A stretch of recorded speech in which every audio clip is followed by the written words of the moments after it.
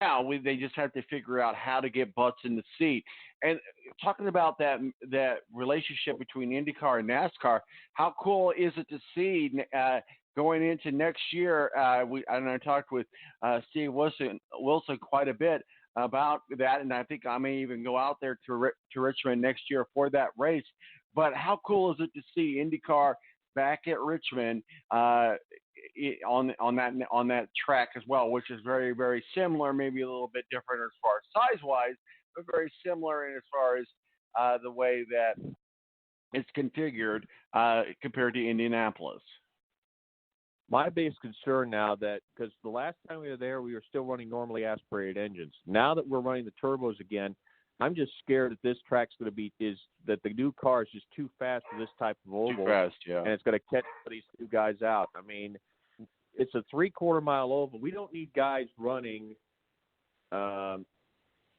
It reminds me of when I saw the tapes on YouTube in 2011 when Bristol Motor Speedway brought in those extreme super sprints. They were running like 150 miles an hour lap times at that little track, and it was very tight racing.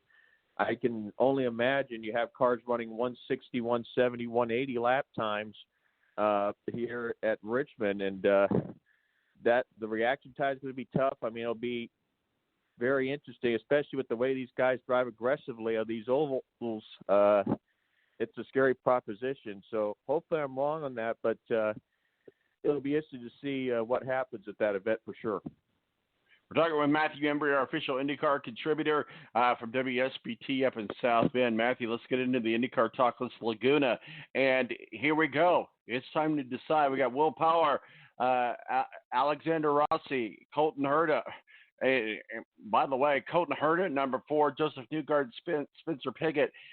You know, and again, we always like to talk about, like, so for example, like Simon Pettijohn is in 7th. I don't think that he has a shot in you know where to get the championship. But when he was here in Indianapolis, and I know he had that slump afterwards, but we thought that maybe it could happen, but it's not going to happen. And we still thought that maybe Joseph Newgarden could put it together, and maybe he can. But this kind of looks like a year for Alexander Rossi. Well, he's the guy that just seems like it's destined to win it. I mean, people have kind of gotten on the Rossi bandwagon because a lot of people think that he got screwed out of an Indy 500 win by a couple things that happened. You know, the fuel connector that didn't go in, about getting pinched in the wall a couple times, Mario Servia, the block on the last lap by Simon Pagenaud that many people thought should have been a penalty. So I think a lot of people have joined him, and now I'd say if they had a most popular driver thing, people say Hinchcliffe's getting the popularity, but I would say if they had a most popular driver award for the end of the year, I'm pretty sure Alexander Rossi, whether he wins the championship or not, would get it. I couldn't agree with you more, and certainly James Hinchcliffe has been the ambassador of IndyCar, but we'll see what happens. But let's talk about Joseph Newgarden and his story. Just a few weeks ago, we were ready to crown him the prince and ready to go, but it doesn't look like that's even going to happen this year. He still is in control of his own destiny, but very, very curious to see how he handles the new venue. Now, granted, he won at St. Louis when they came back there a couple years ago, but just seems like with new venues that he has a little bit more time that he has to get used to them, and that's where I think he could be vulnerable to a guy like Rossi coming up at Laguna Seca. You know, we've been talking about it all year long, the Rookie of the Year. I got to still, and I was on this bandwagon. I'm not just jumping on this bandwagon. You know this, Matthew, but I still look at Colton Herta as one of the Rookie of the Year. He's number 4 right now going into Laguna. I still think, though, if you go by consistency and what I've seen this year, now granted he came in with a bad rap, but I think that's the one thing that may hurt him as far as the votes. But if you go by consistency in the full resume and not just one event, yes, Colton Herta won at Circuit of the Americas, but if you look at the whole package, I'd say right now you have to give either the Rookie of the Year to either Santino Ferrucci or Marcus Ericsson. I think those two guys have had the complete resumes as opposed to Herta, who's been a little bit hit and miss. Obviously, you know, the 33rd place finish he had at Indianapolis hurts his cause. But you look at the scenarios right now, I think the consistency is there with Ferrucci, and I would say based on that, if I was a voter on that for that Rookie of the Year award, I'd probably put down Ferrucci's name before I put down Colton Herta. See, I like where you're going with that, but I still think that you have to put him in number 3 because you got to look at Felix with Chip Ganassi, and he was on the pole at the Grand Prix here in Indianapolis, and he's second in points right now. You got to look at Felix Rosenqvist with Chip Ganassi racing as the number 2 spot, and I'll agree with you on what you're saying, but he's certainly not the number 1 or number 2. He's the number 3. Well, with Rosenqvist as well, remember, he struggled just to qualify to Indianapolis for the 500. So that's the thing right there where I have some question marks. Again, he's been a little bit too much hit or miss for me. And, again, it's the full resume. It's not just one event or one thing that stands out. It's the full resume, I think, that makes the difference. And if you look at that resume situation, I'm more inclined to possibly look at Ferrucci and Erickson as opposed to Rosenqvist and Herta, and not say that they've had bad years, but you look at the full resume, and I'd say right now, if you're looking at the full resume, the full picture, I think those are the 2 guys, the guy for Dale Coyne, Santino Ferrucci, and the guy for Aero SPM, obviously soon to become Aero McLaren SPM, and Marcus Ericsson. Well, yeah, you make a very good argument, that's for sure. But when we look at the full resume, then why are we just talking about how he qualified with the Indianapolis 500? If we're looking at the full picture and the full resume, I mean, why is the Indianapolis 500 any different than any other track? Well, that's the big event. That's the big nest of eggs, and that's what people remember for the season. I don't think people are going to remember looking down the road that Colton Herta won an IndyCar race at Austin. They're going to be looking at the fact Simon Pagenaud won the Indy 500, and whoever wins the championship, whether it's Newgarden or Rossi, I think they're going to be looking at that more than, an event at Austin. Now, granted, that doesn't say Austin's not a big event, but the fact of the matter is, from the outside world, there are 2 things that mean something right now in the IndyCar at this point, and that's winning the championship and winning the Indy 500. And, I mean, I don't like it any better than you do, but that's right now what the main average fan is looking at as far as, who is the best drivers in the circuit right now. And that's until, the popularity of that changes, which obviously I hope it does, but those are going to be the 2 things that, the casual fan are going to look at. Who won the championship and who won Indy? I think that's the focus, and that's going to be the focus for, I'd say, the next several years.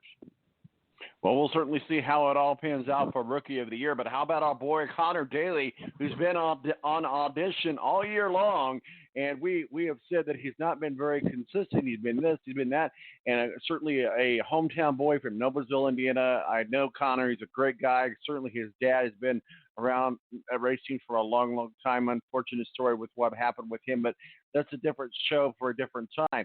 But Connor Daly's year-long audition is finally starting to pay off for him. Which, by the way, it was good to see him on. I apologize. It was good to see him on Thursday night out there at the dirt track as well. But Connor Daly, I mean, let's talk about him. I mean, certainly we're not talking about him in any type of championship role, but we are talking about him finally achieving the full-time ride. Is he ready? The thing that I like that I've seen from Connor Daly, and not many people have mentioned this, is he's toned his character down a little bit. He's now not about, being this wild man, crazy guy that he tries to mimic. He's trying now to be a serious driver. And I think teams are starting to pay attention. I think Andretti Autosport, and you saw that when he ran in the top 5 late in the Indy 500. Now, granted, he faded to 11th at the finish, but I think you are starting to see a change in Connor Daly, that he is now not this, carefree soul that, I don't care about what I do. I just want the ride. He's now saying, look, if I want to be in the series full time, I don't need just to act the part. I've got to play the part. And I think you saw that at the Indy 500 when he was very strong qualified in the race. And I think you also saw that when you were talking about big opportunities, Unfortunately, the first lap accident at Portal, I think, hurt him a chance to show himself. He did very well with a very below-average Carlin car, and, the scenarios are there. I just hope he finds a competitive ride. I'd hate to see him, get stuck with a team like a Foyt team that's in disarray now that ABC Supply has pulled back their sponsorship. Yes. I wouldn't want to see him, a team like Carlin where, they're trending downward again. I think right now the question is if Connor Daly does get a ride, hopefully is a competitive one where he's not marred in the back of the pack and then, goes back to these habits to try to make attention for himself, which honestly I think these attention things, while I understand why he's doing it, I think in the long run it hurts him in terms of being able to find rides. I blame a lot of this carefree spirit, if you will, with Connor Daly on the media. I don't think that Connor Daly and Alexander Rossi, and I get promoting the sport. I understand why they did it, but putting them in the Amazing Race, and I just felt like that took so much time away from Connor Daly to get situated. Alexander Rossi, okay, we'll give him that because he was an Indy 500 champion, but to pair him up with Connor Daly, I don't know if that was the best decision. Yeah, it shined, obviously, Alexander as the smart one and Connor Daly as, the not-so-good one. And I think that really hurt the image for Connor. And I think he's still recovering from that. I mean, it's a shame, but that's how you see it from a situation like that. And certainly it hasn't helped him. And I think he's still, even to this day, is trying to, escape from that stereotype that was created when he made an appearance on that reality show. Yeah, absolutely. Well, let's just kind of get on down through some things here. I mean, we've got Laguna next week. Talk with us about, the week after. I keep saying next week. I don't know why I'm trying to rush this month along. But maybe I'm trying to get to my birthday, which is in October. But the week after next, we're at Laguna Championship weekend. Let's talk about that track. I mean, this is a kind of a new venue for the championship. But let's talk about Laguna and what's at stake here. We only got a few more minutes here, but we certainly want to unpack and get ready for championship week, the week after next. Well, obviously, it's great to be back at Laguna. Obviously, you return to the corkscrew, probably one of the toughest, if not the gnarliest corners in all of road racing. But I think this is a track where aggression is going to pay off. And you think of aggression, Alexander Rossi's name obviously comes to the head of the list. Even though he's not the most popular man in the world after what happened at Pocono, Takuma Sato's name comes into play. And I'd be very curious. Obviously, experience will play a role. So I think someone like a Scott Dixon or even a Tony Kanaan could have a good run. So the question now is where does that leave Newgarden? I think Newgarden, it depends on those first practice sessions. If he's competitive out of the box, I think he's got a chance to defend his title. But if he comes out a little bit flat, I think he's vulnerable. Well, I'll tell you what. Laguna come, Laguna go. Holidays come, holidays go. Let's get ready for St. Pete. I mean, that's just how quick things go. But we're ready to start college football. We're going to be in the second hour. We're getting our official college football contributor about college football week one. But you look at Notre Dame and the quarterback and blooding the nose of a cheerleader. That's a sidebar story.